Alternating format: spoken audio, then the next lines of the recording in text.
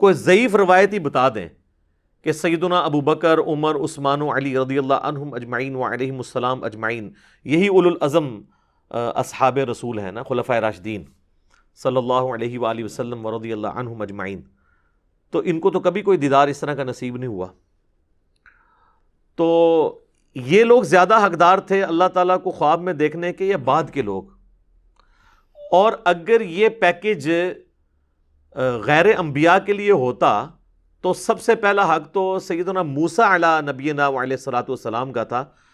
سورۃ الاعراف میں جو اللہ تعالیٰ نے فرمایا کہ قال لن ترانی، تو مجھے نہیں دیکھ سکتا، تو اللہ تعالیٰ فرماتا ہے کہ بعد میں نے نبی علیہ السلام کے امتیوں کو خواب میں زیارت کروانی ہے، تو تم تو اولو العزم پیغمبر ہو، تو خواب والا پیکیج آفر کیا جاتا ہے. میں آن دا بہاف آف سیدنا موسیٰ علیہ السلام آپ کو گارنٹی سے کہتا ہوں کہ خواب والا پیکیج اگر موسیٰ علیہ السلام کو آفر کیا جاتا وہ قبول کر لیتے. ہمیں کیا جائے، ہم قبول کرنے کے لیے تیار ہیں. وہ پیکیج نہ پیش کرنا اس بات کی دلیل ہے کہ یہ اعزاز ان کو بھی نہیں ملنے والا تھا. اب یہ دعوے صوفیاء کے بارے میں کرنا، اماموں کے بارے میں کرنا، بزرگوں کے بارے میں کرنا، تو یہ لوگوں نے ان کے اوپر جھوٹ باندھے ہیں. ان کی تو کوئی حیثیت نہیں ہے. سیدنا عیسیٰ علی نبینا علیہ الصلوۃ والسلام کے اوپر لوگوں نے جھوٹ باندھ دیے. اس وقت دنیا میں سب سے اوریاں اور بڑا شرک حضرت عیسیٰ علیہ السلام کے نام پر لوگ کر رہے ہیں. اتنے تو بت پرست نہیں ہیں دنیا میں جتنے کرسچنز ہیں، لیکن عیسیٰ علیہ السلام کا کوئی اس میں قصور نہیں ہے. اللہ تعالیٰ نے تو قرآن میں ان کی طرف سے صفائی پیش کی ہے. لقد کفر الذین قالوا ان اللہ هو المسیح ابن مریم، بے شک وہ لوگ کفر کر رہے ہیں جو یہ کہہ رہے ہیں کہ عیسیٰ ابن مریم ہی اللہ ہے. وقال المسیح، جبکہ مسیح تو خود کہا کرتے تھے یا بنی اسرائیل، اے اولاد یعقوب، اے بنی اسرائیل، اعبدوا اللہ ربی و ربکم، اس رب کی عبادت کرو جو میرا بھی رب ہے اور تمہارا بھی رب ہے. انہ من یشرک باللہ فقد حرم اللہ علیہ الجنہ ومأواہ النار وما للظالمین من انصار، بے شک جو کوئی اللہ کے ساتھ شرک کرے گا اللہ نے اس پہ جنت حرام کر دی ہے، اس کا ٹھکانہ جہنم ہے اور وہاں پر اس کا کوئی بھی مددگار نہیں ہوگا. والعیاذ باللہ تعالی. اللہم اجرنا من النار، آمین. تو میرے بھائی قرآن میں تو اللہ تعالیٰ عیسیٰ ابن مریم کی صفائیاں دے رہا ہے کہ وہ تو موحد تھے، ان کے ماننے والے مشرک ہوئے. اسی طریقے سے بزرگوں کے بارے میں، اماموں کے بارے میں اگر کوئی چیزیں منسوب ہوئی ہیں تو ہم بزرگوں کو یا اماموں کو تختہ مشق نہیں بناتے، الا یہ کہ کسی بزرگ نے جان بوجھ کے اپنے بارے میں کوئی جھوٹ پھیلایا ہو، اور وہ بھی ہم وثوق سے تو نہیں کہہ سکتے، اس کا اور اللہ کا معاملہ ہے. فضائل اعمال شیخ زکریا کاندلوی صاحب کی، اس میں آپ فضائل قرآن والا چیپٹر نکال لیں نا، فضائل اعمال کا. اس میں وہ لکھتے ہیں کہ ایک رات امام احمد بن حنبل کو اللہ تعالیٰ کی خواب میں زیارت ہوئی. تو احمد بن حنبل نے سوال کیا کہ اے اللہ میں تیرا قرب حاصل کرنا چاہتا ہوں، سب سے آسان ذریعہ کیا ہے؟ تو اللہ تعالیٰ نے فرمایا کہ قرآن. سر یہ قرآن اگر اللہ فرما رہا ہے کہ قرآن میرے تک پہنچنے کا ذریعہ ہے تو اس کے بعد تو کوئی گنجائش نہیں رہتی. وہ کہتے ہیں کہ احمد بن حنبل نے آگے سے پوچھا کہ یا اللہ سمجھ کے یا بغیر سمجھ کے؟ یار قرآن اللہ نے اس لیے نازل کیا تھا کہ لوگ آگے سے یہ سوال کریں گے کہ سمجھ کے کہ بغیر سمجھ کے؟ یہ مردے بخشوانے کا ذریعہ تھا. اور وہ احمد بن حنبل جسے عربی بھی آتی ہے اسے یہ کہنے کی کیا ضرورت ہے یہ چور نے اپنی لنگوٹی چھوڑی ہے. یہ سمجھے کہ احمد بن حنبل جو ہے نا کوئی جنوبی پنجاب سے تھے یا کے پی سے تھے کہ جن کو پشتو آتی تھی اور عربی آتی نہیں تھی. ظاہر ہے وہ فضائل اعمال زیادہ تر کے پی میں پڑھی جا رہی ہوتی ہے نا، تو وہ آپ فضائل اعمال جو پڑھ رہے ہیں نا کے پی والے ہمارے پٹھان بھائی، ان کو بتائیں کہ احمد بن حنبل پٹھان نہیں تھے. وہ اگرچہ عجمی تھے لیکن عربی ان کی مادری لینگویج تھی. تو آگے سے کہتے ہیں اللہ تعالیٰ نے کہا کہ چاہے سمجھ کے پڑھ چاہے بغیر سمجھ کے پڑھ. یعنی قرآن اس لیے نازل ہوا ہے، یعنی پورے کا پورا قرآن اس کے اگینسٹ کھڑا ہے. صرف سورۃ الانعام کی جو آیت نمبر 19 ہے، وَأُوحِيَ إِلَيَّ هَذَا الْقُرْآنُ لِأُنذِرَكُمْ بِهِ وَمَنْ بَلَغَ، اے نبی فرما دو قرآن میں نے اس لیے نازل کیا کہ اس کے ذریعے نصیحت کرو، اے نبی تم ان کو بھی، اور جس تک یہ پہنچ جائے کتاب اس کے ذریعے نصیحت کرے۔ تو نصیحت جو ہے وہ سمجھ کے ہوگی یا بغیر سمجھ کے؟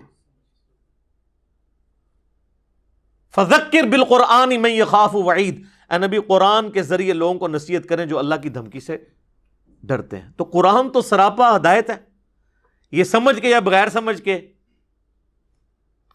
اور یہی وجہ کہ پھر آپ کو یہ لوگ جو ہے نا وہ یہی کہتے نظر آئیں گے، جی میں اتنے سپارے پڑھتا ہوں تو میں اتنے، اور وہ بھی فضائل اعمال کے اندر لکھا ہوا ہے کہ جی ایک بزرگ تھے روزانہ 3 قرآن پڑھتے تھے، اور پھر ایک اور کے بارے میں لکھتے ہیں کہ وہ 8 قرآن پڑھا کرتے تھے روزانہ کے۔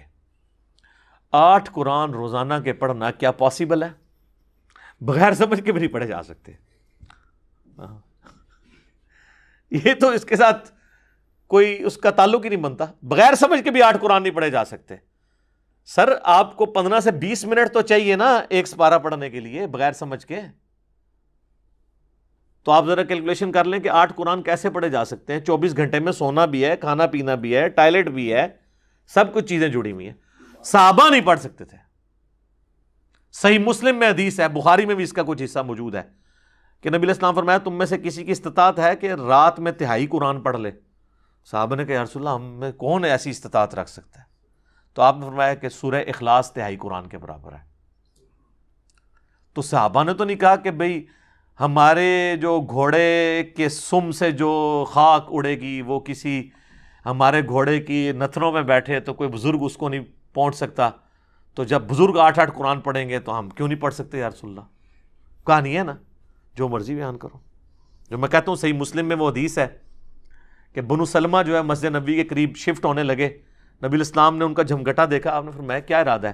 کہ یا رسول اللہ اتنی دور سے آتے ہیں اپنے گاؤں سے تو جماعت رہ جاتی ہے، چاہتے ہیں آپ کے پاس شفٹ ہو جائیں، اتنی دور سے مشقت کر کے پیدل چل کے آنا پڑتا ہے۔ تو آپ نے فرمایا کہ جتنے قدم چل کے آتے ہو نا اتنی نیکیاں تمہارے نامہ اعمال میں لکھی جاتی ہیں۔ تو انہوں نے پھر دوبارہ شفٹ ہو گئے وہ، اور انہوں نے ارادہ ترک کر دیا۔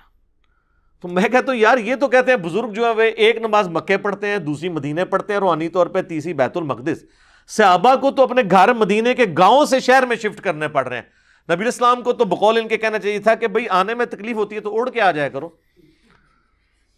تمہارے گھوڑے کے نتھنے میں بیٹھنے والی خاک سے بھی گئے گزرے جو بزرگان دین ہوں گے وہ تو اڑا کریں گے، تو تم نہیں اڑ سکتے؟ سر یہ کتابوں کا دین ہے، کتابوں کا دین بابوں کے دین سے بالکل مختلف ہے۔ جب تک یہ بابے نہیں نہ اکھڑتے اس وقت کتابیں نہیں ان کے اندر داخل ہوں گے۔ اب تو اللہ کا شکر ہے اکھڑ گئے ہیں، اب تو کبھی کوئی یاد کرواتا ہے تو یاد آتا ہے، تو ادروائز تو اللہ کا شکر ہے کہ یہ سارا کے سارا معاملہ کلیئر ہو گیا۔ اچھا پھر فضائل مال کے اندر انہوں نے نا صرف یہاں پہ دروازہ نہیں بند کیا قرآن کو سمجھنے کا، انہوں نے اس کو مزید انشور کیا، اور انہوں نے کہا کہ قرآن پاک جو ہے نا اس کی تفسیر کے لیے، اس کو سمجھنے کے لیے 15 علوم چاہیے، تاکہ بالکل انشور ہو جائے کہ کوئی ترجمے کی طرف جائے ہی نہ۔ اور وہ گنواتے گنواتے 14 علوم تک جب پہنچے ہیں نا، اور جب 15واں لکھا ہے تو لکھا 15واں وحی ہے، گاڈ گفٹڈ، کہتے ہیں اللہ کی طرف سے۔ جو ہم کہتے ہیں نا نبوت وحی ہے، ولایت کسبی ہے، یہ 2 ٹرمز ہیں، یعنی جو آپ محنت کر کے حاصل کر سکتے ہیں اسے کہتے ہیں کسبی، یہ کسب حلال۔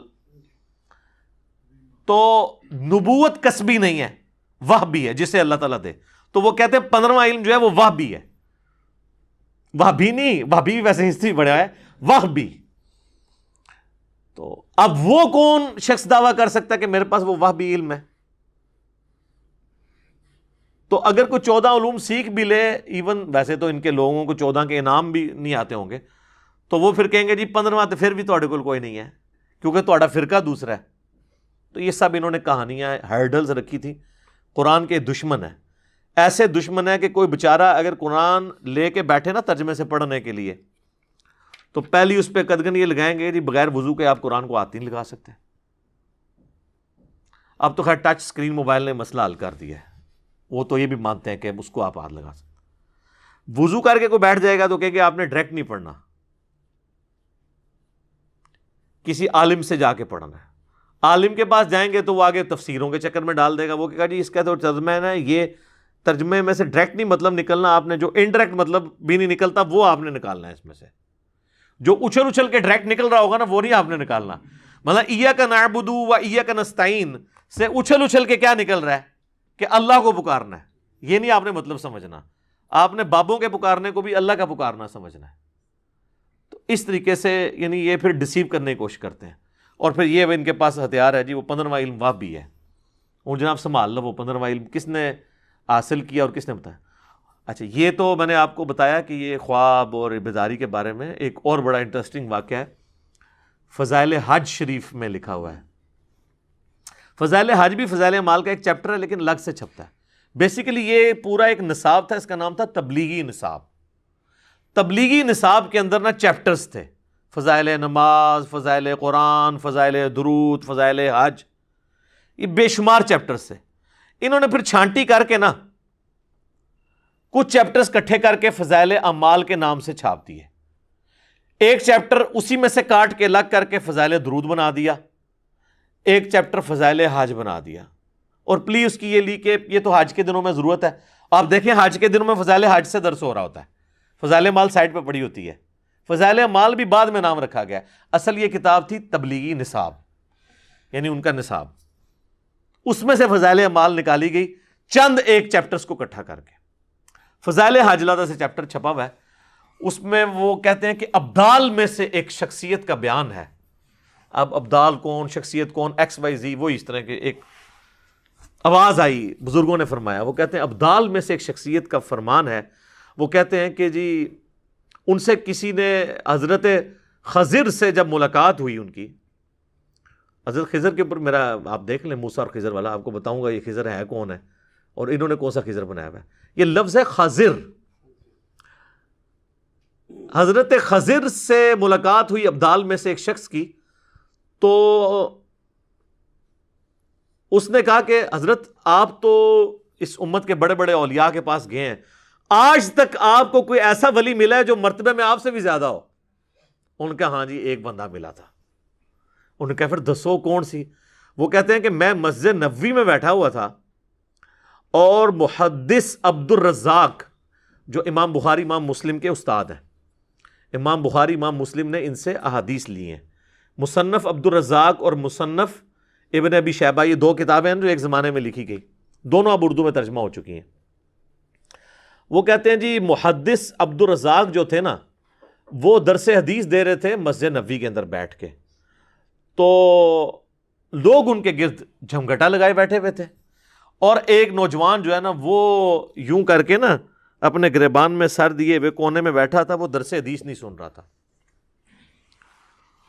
تو کہتے ہیں حضرت خضر کہتے ہیں میں اس کے پاس گیا اور میں نے کہا کہ اتنے بڑے محدث مسجد نبوی میں درس دے رہے ہیں اور تم ان کا درس سننے کی بجائے سائڈ پہ بیٹھے ہوئے ہو. تو کہتے ہیں اس نے نا سر بھی نہیں اٹھایا, اسی حالت میں کہا کہ لوگ جو ہے نا یہ تو عبد الرزاق سے حدیثیں سن رہے ہیں, ہم تو ڈائریکٹ رزاق سے سنتے ہیں. جی جی جی, یہ یعنی یہ بات اور غلام احمد قادیانی کے دعوے میں کیا فرق ہے؟